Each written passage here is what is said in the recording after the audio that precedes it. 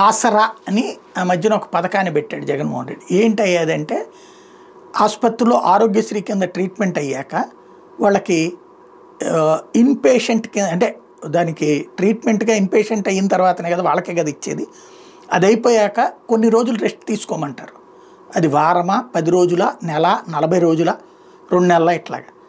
అలాగ తీసుకోవాల్సిన సందర్భంలో వాళ్ళు ఎన్ని రోజులైతే ఇంట్లో ఉండాల్సి వస్తుందో అన్ని రోజులకి రోజుకింత అన్నటువంటి అమౌంట్ని ప్రభుత్వమే జమ చేసేటట్టు. తద్వారా వాళ్ళు ఆరోగ్యానికి సంబంధించిన ప్రాబ్లం లేకుండా, ఒకటి ఆసుపత్రిలో డబ్బులంతా ప్రభుత్వమే కట్టేసింది, ఇంటి దగ్గర ఉండటానికి కూడా బ్రతకడానికి కావాల్సి అంటే వీళ్ళు ఎక్కువగా ఈ పొందే వాళ్ళలో కూలీలు, మధ్యతరగతికి సంబంధించి దిగువ మధ్యతరగతి వర్గం ఉంటారు కాబట్టి వాళ్ళు ఒక 2 నెలలు పని లేకపోతే పనికి వెళ్ళలేని పరిస్థితుల్లో ఉంటాయి. ఈ ఆపరేషన్స్ ఇట్లాంటివి చేసుకున్నాక ఇబ్బంది అవుతుంది కాబట్టి ఇచ్చారు. ఇప్పుడు ఆ డబ్బులు కూడా ఇవ్వట్లేదు. తాజాగా సాక్షి హైలైట్ చేసింది అది. వాళ్ళు అప్లోడ్ చేస్తున్నా సరే పెండింగ్లో ఉన్నాయి. ఆసుపత్రి నుంచి డిశ్చార్జ్ అయిన 24 గంటల్లోనే బ్యాంక్ ఖాతాలో ఇదివరకు నగదేస్తే ఇప్పుడు పక్కన పెట్టేశారు అన్నటువంటి పాయింట్ని హైలైట్ చేసింది.